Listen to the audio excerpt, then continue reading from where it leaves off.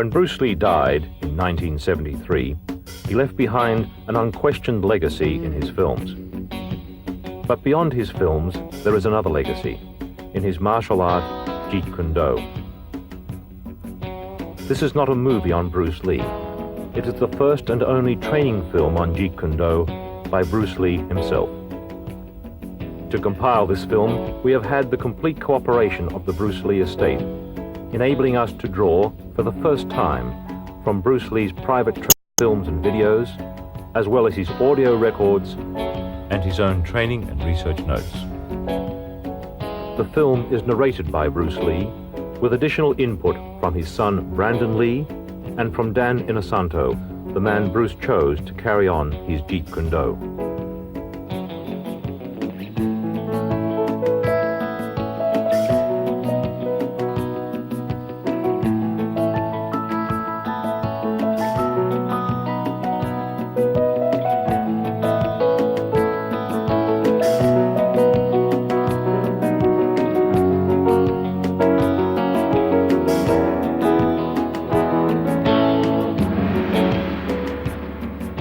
My last name is Lee, Bruce Lee.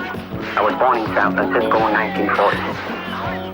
My martial art is, in Cantonese, Jeet Kune Do, the way of the intercepting fist.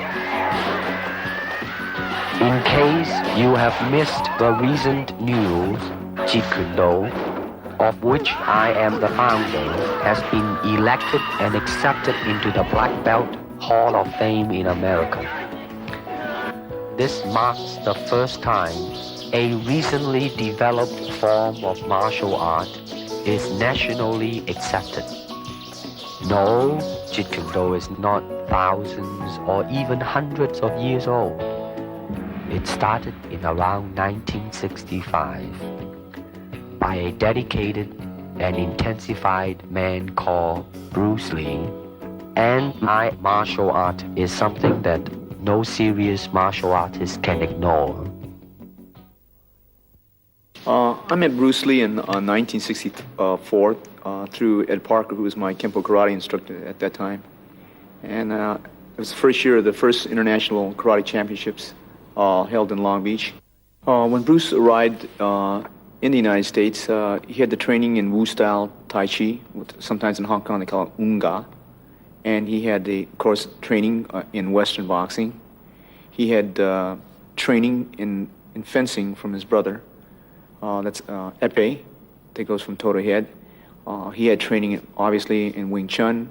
And the other area was the training he had received in, they call it Buk Pai, or it's Tam Toi. He knew 12 sets in Tam Toi. And then believe he traded with a Choi Lee Fat man. So those were the arts that Bruce brought into the United States. In the beginning, he used the Wing Chun as the base system, or the first system. But as time went on, he went away from that, started to extract different things from different systems and put it to his personal use. That's why we say absorb what is useful and reject what is useless for you. That's the concept. Okay? He says using no way as a way. In other words, it's not a Japanese way, it's not a Chinese way, it's not a Korean way, it's not an Okinawan way, it's not a Filipino way, it's not an Indonesian way. He's saying using no way as the way. You are the way. Okay? Then he's saying using no limitation as a limitation. That's the concept in Jeet Kune Do. That means I don't limit myself to a Filipino style or an Indonesian style or a Malaysian style. I use what is useful for me, because at certain times a certain art may be useful under a certain environment. Kung Fu is originated in China. It is the ancestor of karate and jiu-jitsu. It's more of a complete system, and it's more fluid. Kung Fu can be practiced alone or with a partner. Practicing alone, they involve form. Some imitate a crane, a monkey, a praying mantis. Martial art include all the combative arts like karate or Judo. karate, judo, Chinese kung fu or Chinese boxing, whatever you call it. All those. You see, like Aikido, Korean, I can go on and on and on. But it's a combative form of fighting. I mean, it's not, some of them became sport, but some of them are still not. I mean, they use, for instance, kicking to the groin, jabbing fingers at the eyes, and things like that. He mixed his trapping into grappling. He had 32 different sequences, as you could see in The Game of Death and the Way of the Dragon, those two films. He was getting into grappling, the face locks, the headlocks. Originally, Bruce taught us various different trapping methods. For instance, if the punch was to come and we were to trap it, we would come back here and we would lock up. This would be the lock-up positions that we would use. To me, okay, to me, ultimately, martial art means honestly expressing yourself. Now, it is very difficult to do. I mean, it is easy for me to put on a show and be cocky, and be flooded with a cocky feeling and then feel like pretty cool and all that. Or I can make all kinds of phony things, you see what I mean? Blinded by it. Or I can show you some really fancy movement. But to express oneself honestly, not lying to oneself, and to express myself honestly, now that, my friend, is very hard to do.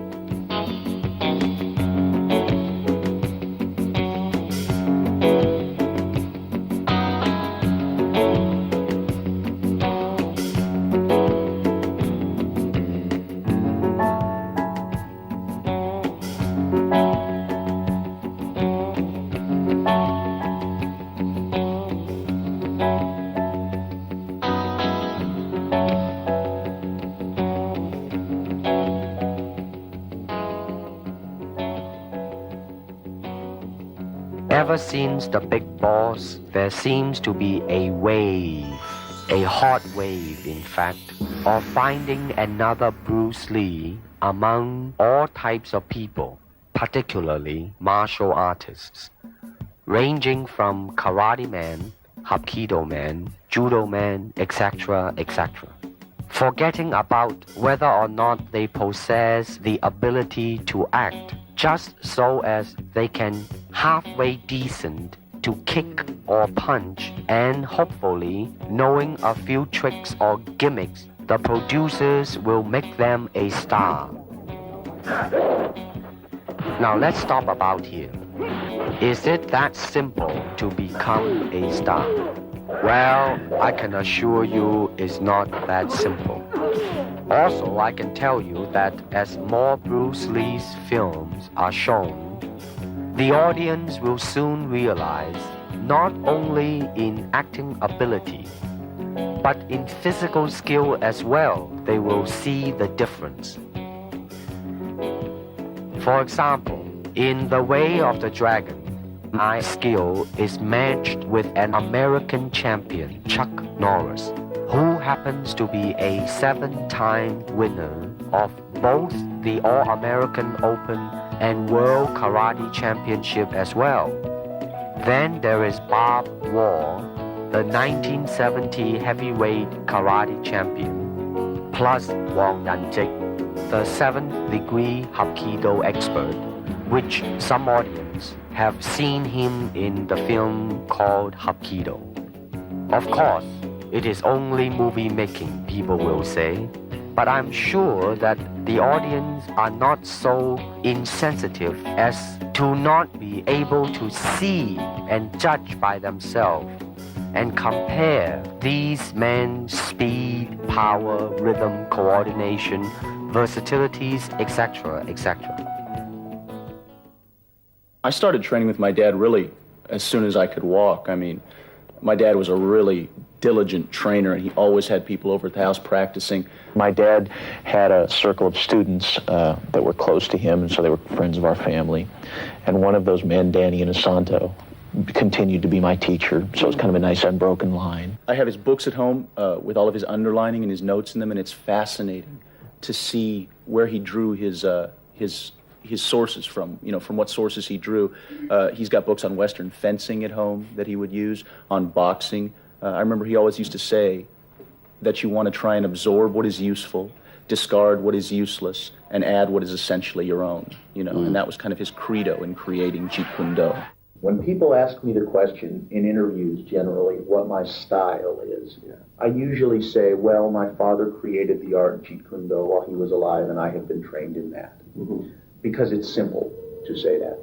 However, I actually truly feel that it's a little bit too simple to say that, because Jeet Kune Do was my father's very personal expression of the martial arts. He intended it to kill a lot of sacred cows. So I always feel a little bit silly saying that I practice Jeet Kune Do, although I certainly have been trained in it. Yeah. It would be more accurate to say that I practice my own interpretation of Jeet Kune Do, just as, frankly, everyone who practices Jeet Kune Do does, because that's what it was intended to be.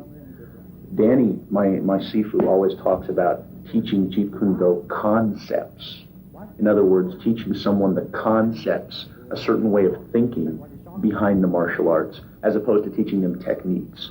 To me, that kind of illustrates the difference between giving someone a fish and teaching them how to fish. You know that old story, right?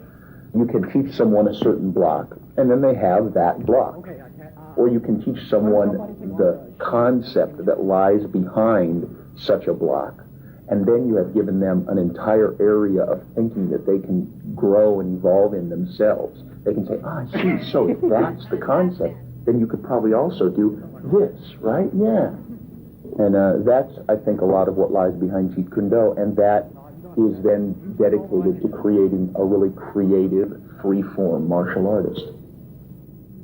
You see, actually, I do not teach, karate, because I do not believe in styles anymore. I mean, I do not believe that there is such thing as like Chinese way of fighting or the Japanese way of fighting or whatever way of fighting, because unless human beings have 3 arms and 4 legs, we will have a different form of fighting. But basically, we have only 2 hands and 2 feet. Unless we have other group of beings on Earth that are structurally different from us, then there might be a different style of fight. Now, why is that? Because we have 2 hands and 2 legs now. The important thing is how can we use it to the maximum in terms of path, well, straight lines, curved lines, round lines. They might be slow, but depending on the circumstances, sometimes that might not be slow. And in terms of legs, you can kick up straight, same thing, right? Now, and after all that, then you ask yourself, how can you honestly express yourself at that moment? And being yourself, when you punch, you really want to punch. Not you want to punch because trying to avoid not getting hit, but to really be in with it and express yourself. Now that is to me the most important thing, and that is how can I, in the process of learning how to use my body, to understand myself. Now the unfortunate thing is, now there's boxing, which use hands, judo, which is throwing. Now I'm not putting them down, mind you, but I'm saying one thing that is a bad thing, and that is, because of styles, people are separated. They are not united together because styles became law, man. But the original founder of the style started out with hypotheses. But now it has become the gospel truth. And people that go into it, man, became the product of that. It doesn't matter how you are, who you are, how you are structured, how you are built, how you are made. It doesn't matter. You just go in there and be that product. And that, to me, is not right. So styles tends to not only separate men, because they have their own doctrines, and then the doctrine became the gospel truth, that you cannot change, But if you do not have styles, if you just say, well, here I am, as a human being, how can I express myself totally and completely? Now, that way, you won't create a style, because style is a crystallization, that way, it's a process of continuing growth. First, we use the feet. And then we use the elbow. In fighting, there is a finger jab, there is the punch, there is the back fist, and the side kick. It depends on where you hit and what weapon you will be using. I can use my longest weapon, my side kick, against the nearest target, your kneecap. This can be compared to your left jab in boxing, except it's much more damaging. You name it, man. We use it all. You have to, you see, because, I mean, that is the expression of the human body. I mean, everything. I mean, you know, not just the hand. And when you're talking about combat, well, I mean, if it is a sport, now you're talking about something else. You have regulations, you have rules. But when you're talking about fighting as it is, no rules. With no rules. Not real fighting. Well, then, baby, you better train every part of your body. A good martial artist Is like water. Why? Because water is insubstantial. By that I mean you cannot grasp hold of it. You cannot punch it and hurt it. So be soft like water and flexible. Be formless, shapeless, like water. Now you put water into a cup, it becomes the cup. You put water into a bottle, it becomes the bottle. You put it in a teapot, it becomes the teapot. Now water can flow or it can crash. Be water, my friend.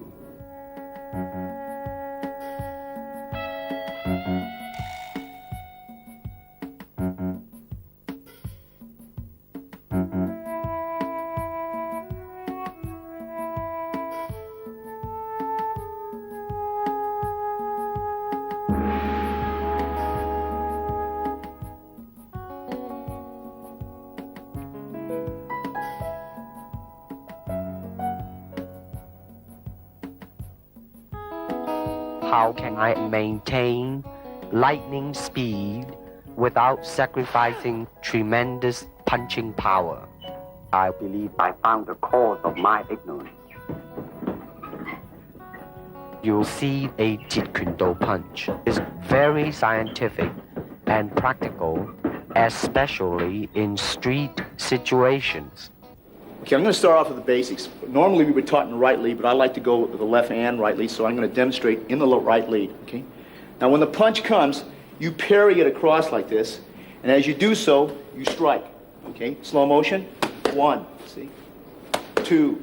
You can do it together, or you can do it separate. You could catch and then go, or parry and then go, or do it together. When you do it together, you're going to hit it. I'm going to give you the side view over here. Slow motion. 1. That's slipping on the outside, slipping on the outside. We do a lot of drills. As I said, we incorporate from many different systems. Okay, so the first basic is to slip and hit. Again, a slow motion. Slip and hit. Okay, slip and hit, slip and hit. Now, as they punch, I'm going to slip inside and hit. Slow motion, slip, inside and hit. Slip, inside and hit. Now you can do it together, or you can parry slightly ahead of your cross that comes this way, or you slip and hit on the opposite side like that. Okay? Okay, that's your basics. Okay. Let me illustrate this so. As the focus glove comes out from your trainer, I want you to slip, cross, hook, cross. Slow again. Parry, cross, hook, cross. These are the basic drills that we were taught to follow up. But they can be found in Western boxing. They can be found in Filipino boxing. This one here, when you slip, you cross, you hook, you cross. However, you can slip first, and then hook, then cross, then hook. Again, slip, hook, cross, hook. We can also, when they jab, parry this hand, cross it here.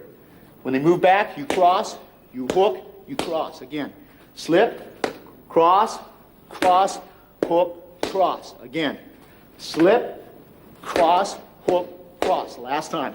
Slip, okay, cross, hook, cross. Okay, that's your basics. That was just an arm movement. Watch now. You see, there was only arm and shoulder. Shoulder was kind of tense too. No, definitely, it's a tense too. Later on, you will, check the different. Now, the feet was involved a little bit just now. It was fine. Shoulders too tight. Notice that in the beginning, when I say that you just involve only arm and shoulder. Now, your hand, the last time when I saw you was very, very good and fast. Now let's see if this can do. Now that, let me see another one. You got to involve your feet a little bit more. You see, hand and feet. Got a hand and feet. Go pretty good. Now watch, I think that when I attack you in a reactionary type of a thing that tightening on the shoulder, now watch now, you, watch when I try to attack you, I think when you react to it, you know, then you just do not tense yourself too much, you know, you just then react and just boom, go into it.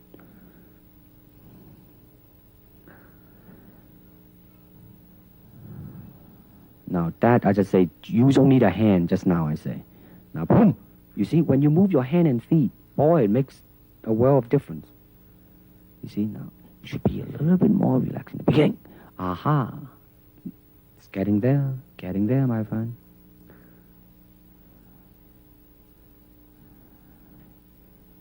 Now, watch now.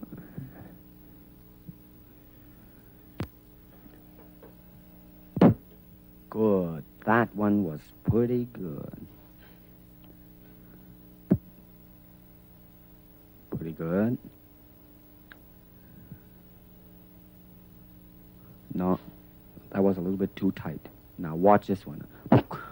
Good. Now that could be used in film. Here we go. Okay, let's say that this person is standing here. At this point, for purpose of illustration, I might use what they call the sachet, okay, that they use in Savate, which is like that, see? When I come in, I can go into Wing Chun. At that point, I might flow into Western boxing, okay?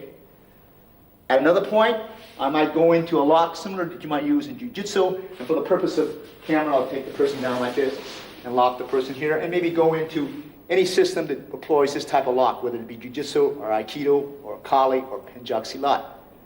Now you notice that we went from system to system without a flow. Okay? I might stay out here, use any particular kick, break into Wing Chun range, and right from here, use a Muay Thai elbow, all right? And for the purpose of camera, I'm going to go slow and come into various lock position over here. Okay? This is what we call the Jeet Kune Do blend. It is not a system where we go from discipline to discipline without a thought process. And this is very important in the concept of JKD.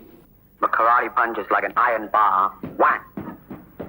A Jeet Kune Do punch is like an iron chain with an iron ball attached to the end, and it go whang, and it hurt inside. Hayward Nishioka, the Japanese-American national judo champion, who is also a black belt holder in the Shotokan style of karate, ran a scientific test in a California university to find out the difference between a karate punch and a Jeet Kune Do punch. And the finding is that indeed the Jeet Kune Do punch is more powerful and destructive than the classical karate punch. And when you do punch, now I'm leaning forward a little bit, hoping not to hurt any camera angle. I mean, you gotta put the whole hip into it and snap it and get all your energy in there and make this into a weapon.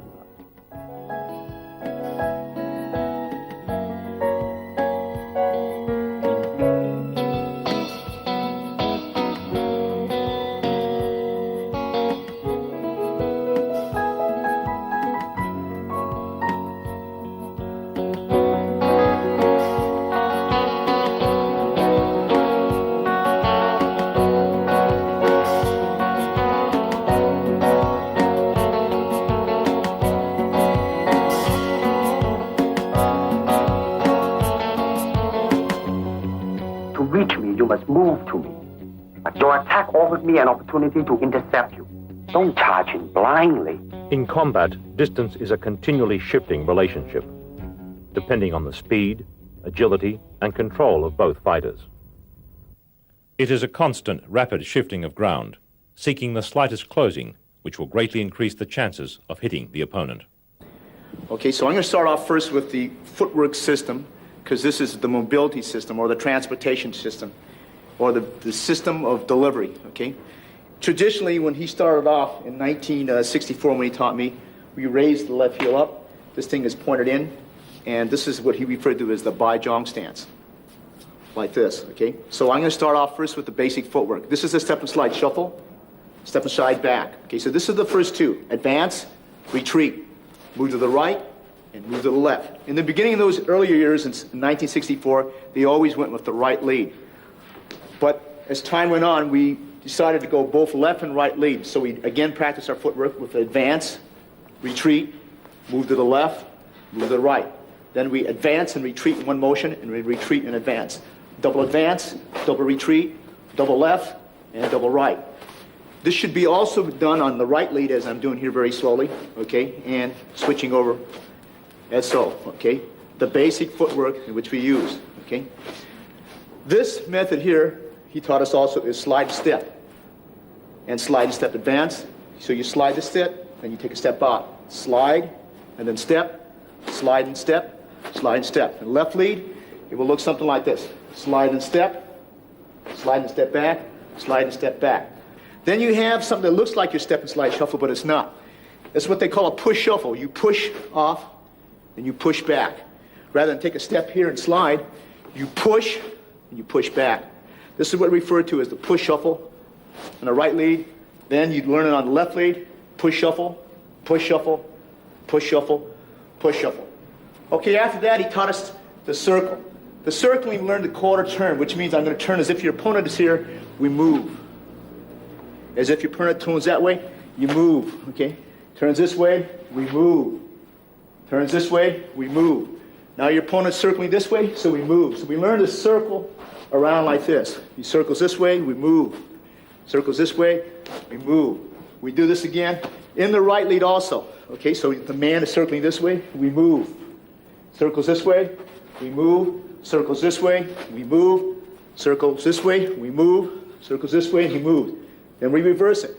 This way, your opponent's moving, so you just move laterally, move around, moving around, okay? All right, this is your transport system that we use, or what they call delivery system. This is on combination kicking. Now you will notice a difference. In the beginning, you tend to over-chasing yourself. In other words, you're covering too much distance. Therefore, when you kick, then your center of gravity is moving forward too much, and the form in kicking is greatly affected. Now, the reason you're going back because your body was leaning too much back. Now, that's what is called a commitment kick. I mean, when you try to go through something, when you're trying to really kick to hurt, then you would lean back, but you won't do it in a combination kicking. Boom. No, you see, you are rushing yourself there. I mean, you should really, in the beginning, just take your time and just go boom, and now. You see, you still, it's not so much on the physical, mentally you are chasing yourself out, Now, watch this now. In slow motion, bum and bum. But you see, the body line is always there instead of overreaching, you know what I mean? You kind of rest back, but as you progress on, though. Here we go. 1 and 2. Just easily, you know what I mean? Here we go. And 1, that's good. 2, and... Then once you get that, then you go into the kicking form, make sure that it is right, and 2, and 3. Now you are more in control now. You are more thinking of 1, 2, 3. And don't just, think of 3 already. That's even better now. There is snap at the end in this one too. The other one, you are just, doing a form and a boom and a boom and a boom. You see, all you need to do is just really snap the leg and just step and slide into it. Boom and a boom and a boom. That's right. Good. Now you're not over chasing yourself. Now you are pacing yourself right. Here we go. 1 and 2 and 3. Good.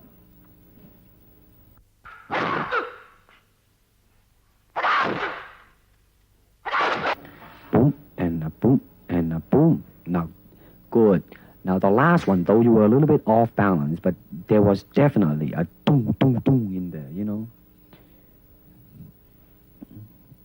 Here we go. Kick me. Boom. And boom.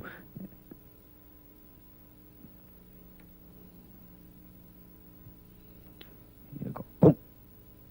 Boom. You gotta bring the leg back quick. You see, you let it dangle out there too long. Gotta bring it back. You gotta bring it back. You gotta bring it back. And go boom. And boom. You see now, you see how you just boom, and then you lay it out there, but without bringing it back as soon as you can. Now watch this again now. Boom, boom, boom. You know, you should go boom, back, boom, back. You know what I mean? Really.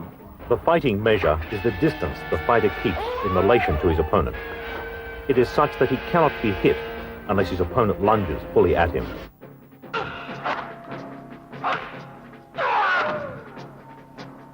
Martial art has a very, very deep meaning as far as my life is concerned, because as an actor, as a martial artist, as a human being, all these I have learned from martial art.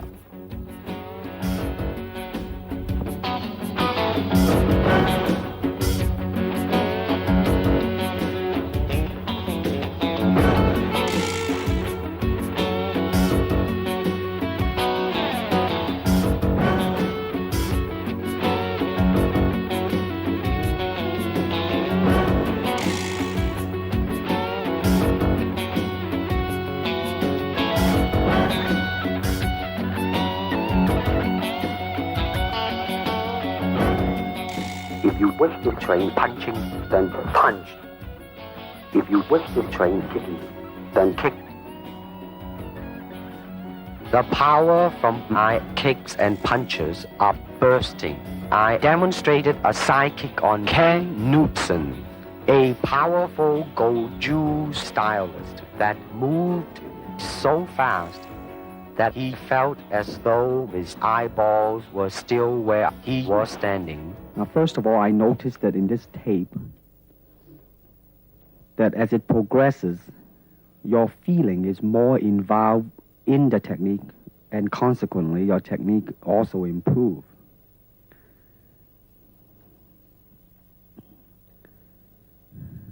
Now, the foot at the ending position in impact is kind of dangling a little bit. Watch it now. Right? I mean, it's not a definite, substantial, straight line directed at it and, you know, hit it square and then come back. Good. Now, that was a pretty good reaction.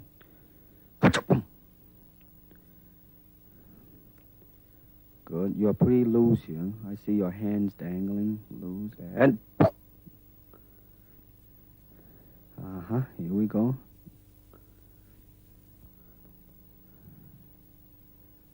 One more time.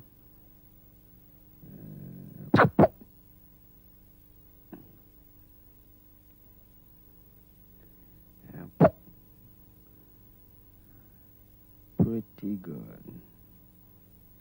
Now that was really quick too, you know. Did you notice that? See, the thing to watch out really is the initial, a little bit yawning there. The thing to watch out is you have to, the initial part has to be fast. But also that when you finish the technique, you gotta bring it back fast too. So in other words, you gotta be fast from beginning to end.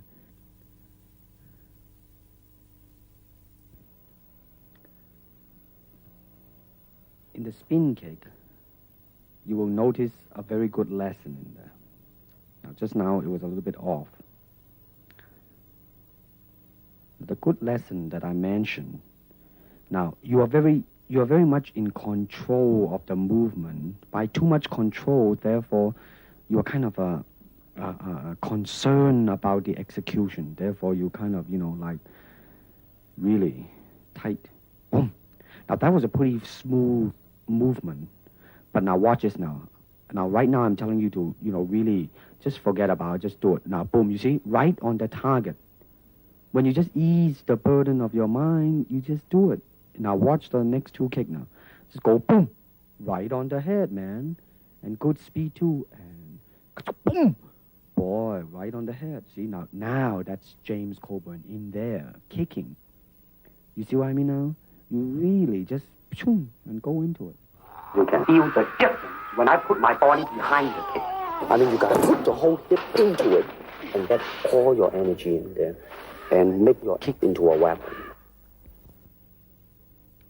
Now, let's see what... Now, in this one, I want to see the initial speed and suddenness of your attack. This is just a simple attack, I think a side kick. And I just wanted you to see how, go in there. Now, you're bouncing now for the sake of bouncing. Now, boom. Now, that one's not there. Now, that one now. You have good intention, you made up your mind, you just go. Not bad, not bad. Now, notice your kick when you finish. You just let it drop down, You do not bring it back quick enough. Now, your initial was quick. If you bring it back quick, the whole kick would just look like a boom. Now, again, you see? You did not bring it back again.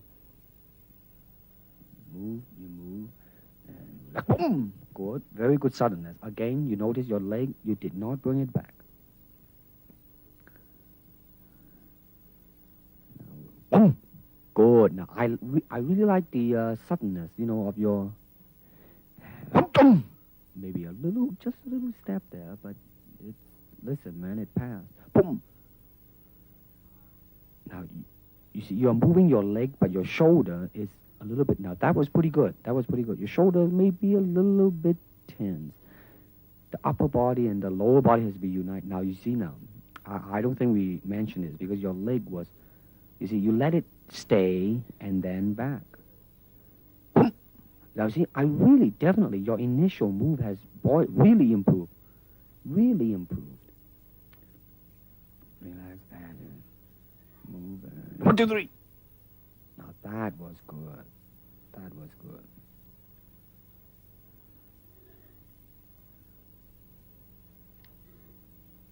Boom. A little bit low. Boom. Good. Now, this is the flexibility now. Now, I want you to watch your left leg, with a stationary leg. Now, watch the stationary leg one out. The first one, you didn't make it. Now, the second one, you didn't. Now, watch this now. Watch it. Boom. You see how it really straightened out and you let all the weight rest on the heel and it just reach easily. Now, this is the side kick going over. Now, listen to this now. I like your very good natural feeling on the first one, though the kick was not too good. I mean, you see how it just really, very smoothly it go up there. Now, the second one, you want to control your foot position a little bit. Maybe you are too much control in there. Watch now. You know what I mean? Make it not as natural as the first one. Boom. Mm-hmm.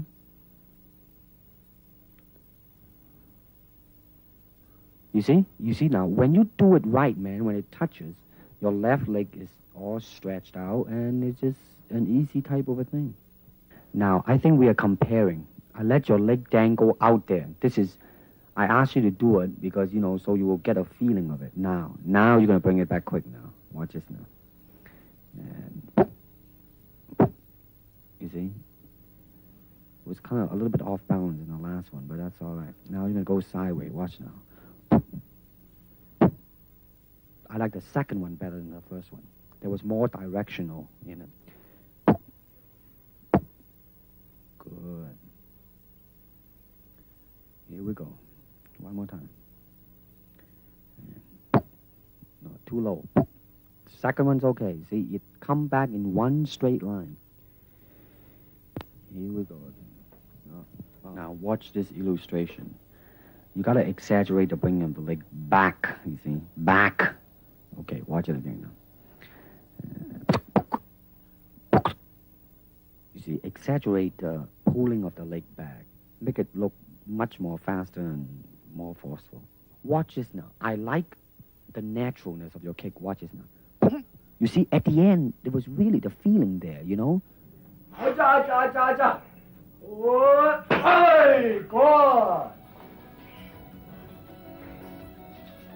Get the back jumping up and down. Hey, good. Nice one.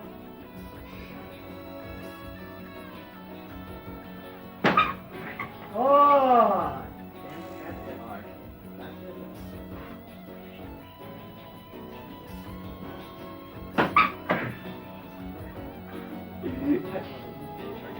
One more. Let's do it. Really good.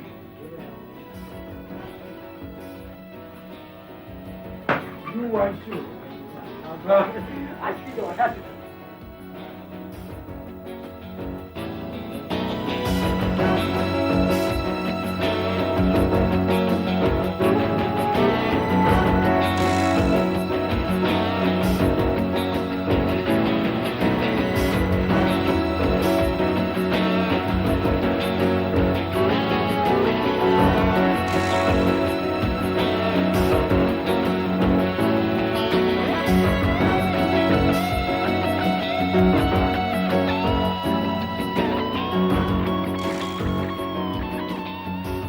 Physically, how can I be so well coordinated?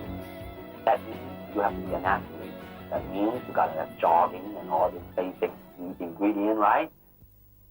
Well, my dad made a point at the time that he was training that there were a lot of martial artists who weren't paying enough attention to their instrument, you know, and certainly the instrument of the body is what you're going to be using in your practice of the martial arts. So I think it's very important to keep up the tempo, so to speak. I'm interested in that point you reach where you actually fail from exhaustion at something, whether it's a weight training exercise or a cardiovascular exercise. I'm interested in seeing just how much that point is a physical point and how much it's a mental point. And so that's what I do. I jump a lot of rope, I run, I ride a life cycle. I much more prefer to go out and actually ride a bicycle or run and, you know, see some scenery. And then I work out down at the academy, which is on some levels a very cardiovascular workout. Some of the classes I take, like the Muay Thai kickboxing classes, a hell of a cardiovascular workout. Yeah. And then some of the classes are more technique oriented, so you're not huffing and puffing so much as you are just learning individual techniques. And then I work out at the weightlifting gym, where I do 2 body parts a day, pretty much, and then I break that up occasionally. So I do like back and biceps on one day, chest and triceps on another day, or something else, and delts and legs on the third, or something like that. And it was just switch it. I found that was generally the best thing to do, whether it was with a high weight or a low weight. And what I understood the process to be was that working with heavy weights would build mass, whereas working with low weights was intended to build like density and really carve out the muscle a lot more. And since I personally have never been interested in getting large as much as just getting cut, I tended to work with a lower weight. But then to me, getting cut is also mostly a question of vascularity. It has to do with how much body fat you're carrying. So I've always done a lot of cardiovascular work because that's also real world power too. I mean, I suppose it's good if you want to pick up heavy objects to have large muscles, but cardiovascular stamina is something that seems to come in handy a lot more often than a large muscle would. You go down to the academy and you try and do a 3-minute round on the Thai pads, and I don't care how big your muscles are, if you don't have a real good cardiovascular system, you're going to be dead in about 45 seconds, and I'm still going to be going. Now, you want to kick it when it's coming to you. I'll try it. You let your foot jam.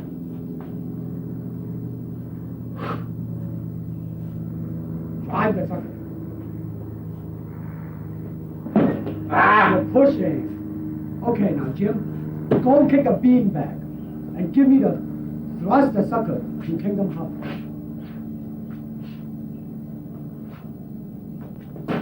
Oh, center. Now, Jim, base the sucker. Now, you are cutting your half now. That's okay. How's that? Beautiful. No, I mean, I want you to be happy. You're still kicking a little bit off to the side. Kick him directly now. Good. Now don't kick it again, but don't turn your body so much when you finish. Try to still face him when you finish.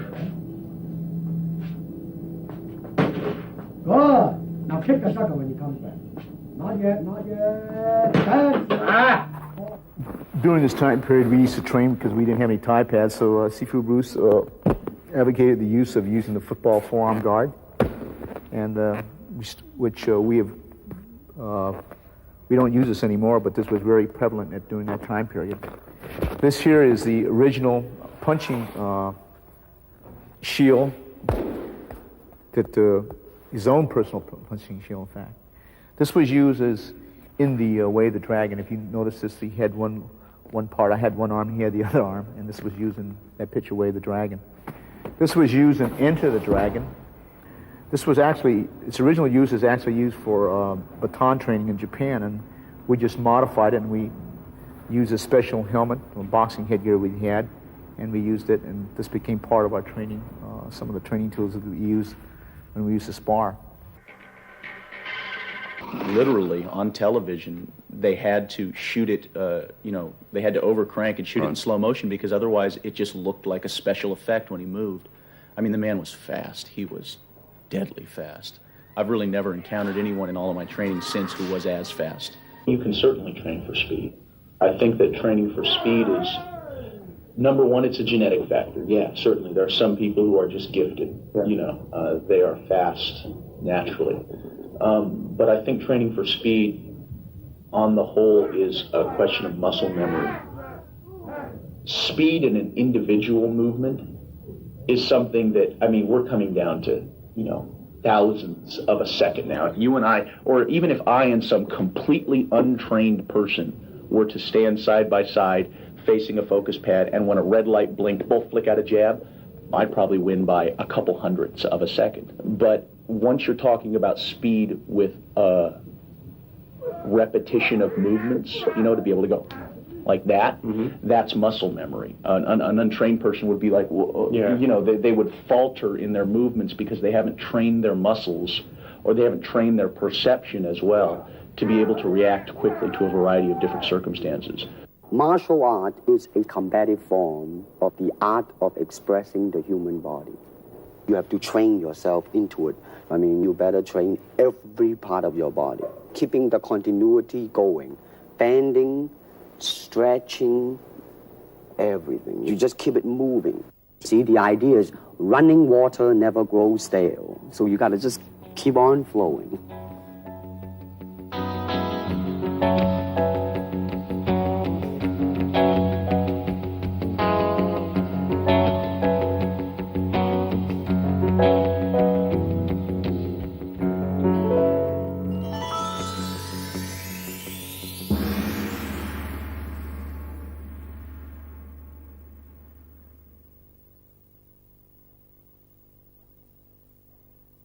When the opponent expands, I contract.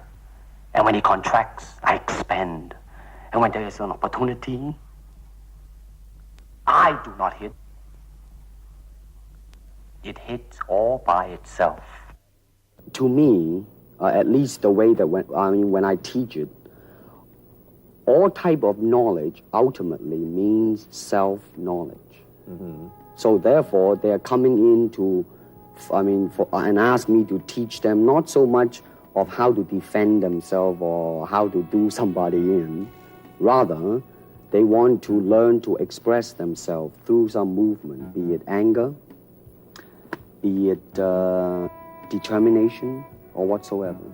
So in other words, what I'm saying, therefore, is that he is paying me to show him in combative form the art of expressing the human body. Jeet Kune Do is not a style.